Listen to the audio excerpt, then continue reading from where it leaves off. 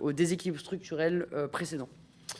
Merci. Madame Marie-Christine Dalloz, rapporteure spéciale pour la mission Direction de l'action du gouvernement ainsi que pour le budget annexe, publication officielle et information administrative, pour 3 minutes.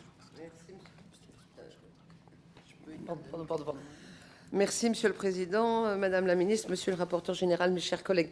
Je commence mon intervention par le budget annexe des publications officielles de l'information administrative, sur lequel je ne reviendrai pas.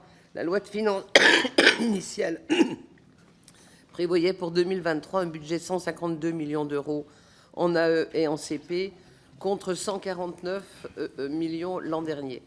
142 millions d'euros en AE et en CP ont été consommés en 2023. Les résultats sont excédentaires de 42 millions d'euros, ce que je salue, mais on sait très bien que ces provisions vont être appelées à d'autres finalités par rapport au passif avec le syndicat des journalistes parisiens. Sur la mission direction de l'action du gouvernement, la loi de finances initiale pour 2023 prévoyait des crédits à hauteur de 941 millions d'euros en AE, 929 millions en CP, en intégrant l'ensemble des mouvements intervenus en cours d'année.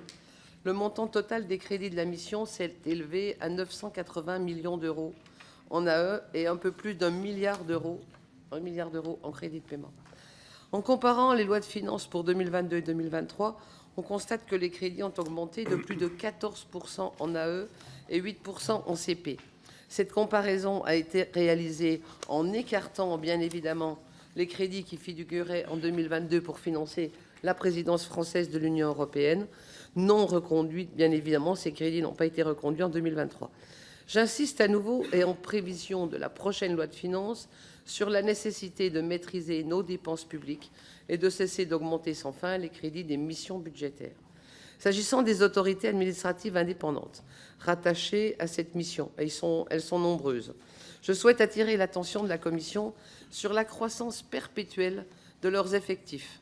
Ils ne cessent d'augmenter pour atteindre à périmètre courant 678 équivalents temps plein en 2023, alors qu'en 2017, j'ai choisi 2017, on était à 534 équivalents temps plein.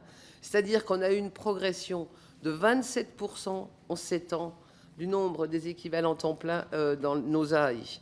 Je pense que nous devrions nous demander s'il ne faudrait pas arrêter une fois pour toutes un niveau maximal d'effectifs pour ces autorités et stopper leur croissance sans fin, bien entendu à périmètre de compétences égal. Dans le même temps, j'observe que la masse salariale de l'ensemble de la mission a augmenté de 24 millions d'euros pour atteindre 281 millions d'euros en 2023. Si cette augmentation tient au renforcement des moyens humains en matière de sécurité numérique, que j'approuve sur l'ANSSI notamment, je considère que ces efforts pourraient être compensés par une mise à contribution des services moins prioritaires. J'appelle ainsi à la modération de ces dépenses de masse salariale pour l'avenir. J'en viens aux indicateurs de performance qui montrent cette année un taux d'application des lois promulguées de plus de 6 mois de seulement 70%. J'ai bien noté les explications données par le gouvernement, mais quelle qu'elle soit, ce taux demeure inacceptable.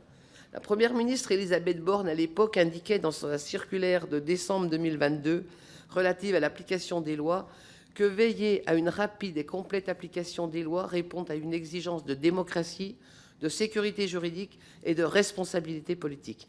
Je vous demande dès lors, Madame la Ministre, quelles mesures vous allez prendre pour améliorer ce taux d'application des lois promulguées. Voilà.